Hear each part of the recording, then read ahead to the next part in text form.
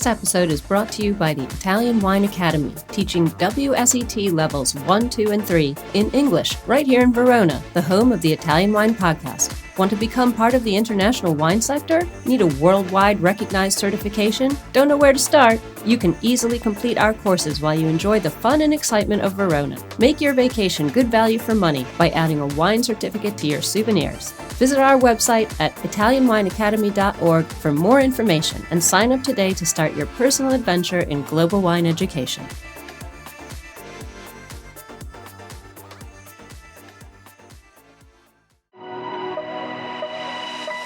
Welcome to Jumbo Shrimp Wine Study Maps. We have specially created this free content for all our listeners who are studying for wine exams. This has been a journey of development since Stevie Kim discovered Rosie Baker's hand-drawn maps on Instagram through 2 years of work by our in-house editorial and graphics team, and now the maps are available to purchase in beta form while they undergo the final proofing and editing by our expert advisory board. It's a 3-layered project because we know everyone learns differently. We now offer the complete box set of 39 maps, this series of podcasts with the maps narrated by our crack team of wine educators, and finally, the study guide book, which will be published later this year. Our map project is in no way a substitute for the material set out by other educational organizations, but we hope all the wine students out there will find our map project a new, exciting, and useful tool for learning. For more information and to buy the maps, please visit our website at mamajumboshrimp.com. I'm Gill Gordon-Smith, and this is the Jumbo Shrimp's Guide to Wine Maps. Today we're going to be looking at Champagne. So the Champagne AOC in northern France produces the world's most famous sparkling wine. The word itself, champagne, has become synonymous with sparkling wine, but true champagne may only be produced in the small region of the same name in northern France. Sparkling winemaking in Champagne dates back to the 1700s. The region? Champagne AOC is located along the 48th parallel near the world's northerly limit for viticulture. It's cold here. The region's cool climate promotes high acidity in grapes, which is an asset in the production of sparkling wines. The vineyards of Champagne are planted on chalky soils, which means that they can retain heat, and it also provides excellent water regulation for the vine. Below the ground, a large natural cave network provides perfect storage conditions for the cellaring of wine. Champagne is divided into 5 main areas. There's the Montagne de Reims, which is the northernmost region situated around the city of Reims, and that's the premier region for Pinot Noir. The Vallée de la Marne, so the Marne Valley surrounds the Marne River and includes the town of Épernay. Meunier is the favoured grape of this region. The Côte de Blanc, the best region in Champagne for Chardonnay grapes, the Côte de Cézanne, and the Orbe, otherwise known as the Côte de Bar. In addition, wine-producing villages in Champagne are classified as Grand Cru, Premier Cru, or simply Cru. In Burgundy, single vineyards attain the rank of Premier or Grand Cru, but in Champagne, it's the entire village that achieves the status. The 17 Grand Cru villages are held in the highest regard and are located in the Montagne de Reims, Vallée de la Marne, and Côte de Blanc. If a producer makes a wine using only Grand Cru or Premier Cru fruit, he may use these terms on the bottle's label. Champagne gets its sparkle from a second fermentation in the bottle. A still-based wine is bottled with a small amount of liqueur de tirage, which is a mixture of wine, sugar and yeast. This causes a second fermentation, and the carbon dioxide produced by the yeast that converts sugar to alcohol is trapped inside the bottle, making the sparkle. As the yeast die, they form sediment, known as lees, inside the bottle, and over time, the presence of lees in the wine contributes pleasant characters such as yeasty, bake shop, croissant aromas. Are you enjoying this podcast? Don't forget to visit our YouTube channel, Mama Jumbo Shrimp, for fascinating videos covering Stevie Kim and her travels across Italy and beyond, meeting winemakers, eating local food, and taking in the scenery. Now back to the show.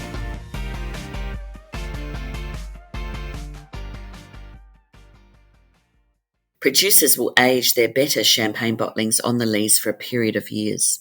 Part of champagne's appeal is visual, so producers disgorge the wines prior to selling them. So in this process, the lees, which would create cloudiness in the final wine, are removed from the bottle. A small amount of dosage, which is a liquid mixture of sugar and wine, is often added for balance or for sweetness. Champagne's a really cold region. It's as far north as grapes will barely ripen, which is a key to the wine's personality. Cold regions produce acidic grapes with low potential alcohol. The acid has a preserving effect, and that protects against oxidation and allows the wine to age. Dual climate, strong continental and Atlantic influences brings cold and threat of frost. Champagne by law must undergo at least 15 months of maturation in the bottle prior to sale and 36 months for a vintage-dated wine, but the wine often ages much longer.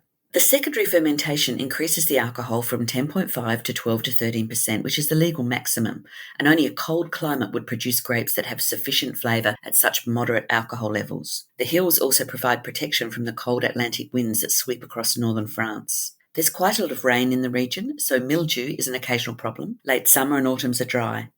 The soils drain, but they don't dry out. The chalk soil is powdery and loose and allows the roots to grow deep, even in drought. The limestone supplies water, but the soils are low in fertility. The most widely planted grape is Pinot Noir, which gives cherry, strawberry power and richness, low to medium tannins and really good acidity. Meunier adds earthy, fruity notes and is frost-resistant. Chardonnay gives the citrus, apple, lightness and can be fat or fruity dependent on the year.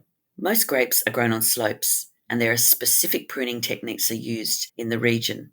Most of these pruning techniques will leave large amounts of permanent wood, which improves frost resistance and makes it easier to grow a second crop in years when frost basically destroys the grapes. Montagne de Reims is a very high elevation area. It's planted to Pinot Noir, and the vineyards are angled directly towards the sun and therefore are not frost-prone during cold spring cells. Pinot Noir is early budding, and it wouldn't flower as successfully on flatter sites. The cool air also drains off the mountains and is replaced by air sufficiently warm to ripen this variety. Wines from this region tend to be the richest and fullest of Champagne. There are significant plantings of Chardonnay and Pinot Meunier in the region as well. Pre-sparkling era, Pinot wines were really popular here. The Côte de Blanc is all about Chardonnay. It's limestone chalk soils and 96% planted to Chardonnay. It's a hilly zone and produces racy, lighter-bodied wines than the Montagne de Reims. Chardonnays from here provide the backbone and aging potential for Champagne blends. Most sought-after and costly wines in Champagne come from here. It's less prone to frost damage, and that's pretty good because Chardonnay is early budding. The Vallée de la Marne, Meunier dominates the plantings. Meunier produces fruity, lively flavoured but early maturing wines. The terroir is much more prone to frosts and autumn humidity issues. Meunier has a shorter growing cycle. It buds later and ripens earlier than Chardonnay and Pinot Noir. The Côte de Bar has quite substantial vineyard acreage, but it's less uniform in its terroir, so it's hard to generalise about the grapes grown here. It's an important source of Pinot Noir, and whenever there's chalk near the surface, you'll find Chardonnay. As far as style, non-vintage is the most commercially important wine. It's based on the current vintage with reserve wines added as necessary. Styles can be light and crisp, to rich, full-bodied and yeasty. Vintage comes from a single vintage only, and that's only made in the best years and only from the grapes that are stated as vintage.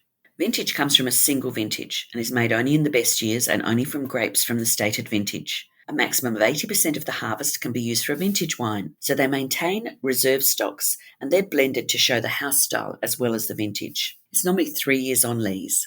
The wines come from the best parcels and they have a more pronounced yeasty style. Some are left on lees for much longer, for example, Bollinger RD late disgorged. Rosé is also made, but this is one of the only times that you will blend a red wine with a white wine, any time up to the liqueur de tirage. Some producers make a rosé base wine, but the best rosés have a delicate fruit character, and the fruit fades with age, so they really benefit from extended aging. So the styles we've got are non-vintage and vintage, Blanc de Blanc, which is made purely from Chardonnay, Blanc de Noir from Pinot Noir and Meunier, also prestige cuvées. These are super premium wines. They're vintage or non-vintage. They can be single vineyard wines, but they're usually made in tiny quantities. Brut Nature, which is really dry, less than 0 to 3 grams per litre of residual sugar. Extra Brut, which is considered dry, so 0 to 6 grams per litre. Brut, which is dry or off-dry, 0 to 12 grams per litre. Extra Sec, which is off-dry to medium dry, 12 to 20 grams per litre. Sec, which is medium dry, so 17 to 32 grams per litre. Demi-sec, which is sweet, 32 to 50 grams per litre. And Doux, which is quite luscious and 50 grams per litre. Other French sparklings include Cremant de Jura, Cremant de Bordeaux. There's actually 7 French sparkling ACs. The most important would probably be Cremant d'Alsace, Cremant de Bourgogne, Cremant de Limoux, and Cremant de Loire, and they're all made in the traditional method using whole bunch pressing and limiting extraction rate to 100 litres from 150 kilograms. Other French sparklings include Cremant d'Alsace, Cremant de Bourgogne, Cremant de Limoux, and Cremant de Loire. also Cremant de Jura and Cremant de Bordeaux. And these are all made in the traditional method using whole bunch pressing and limiting extraction to 100 litres of juice from 150 kilograms.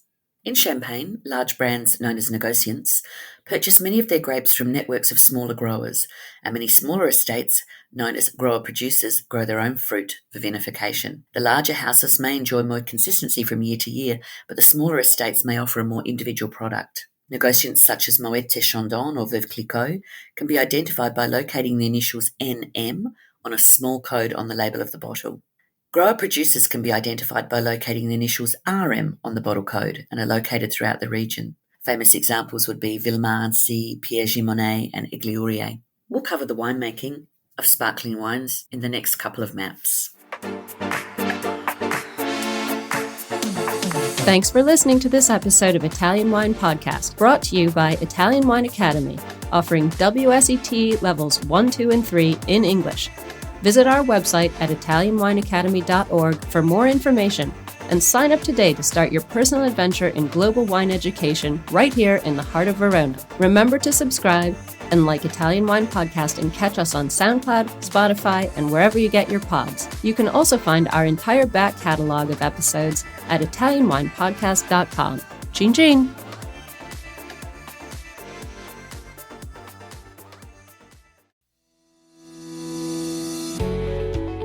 Guys, I'm Joy Livingston and I am the producer of the Italian Wine Podcast. Thank you for listening. We are the only wine podcast that has been doing a daily show since the pandemic began. This is a labor of love and we are committed to bringing you free content every day. Of course, this takes time and effort, not to mention the cost of equipment, production, and editing. We would be grateful for your donations, suggestions, requests, and ideas. For more information on how to get in touch, go to italianwinepodcast.com.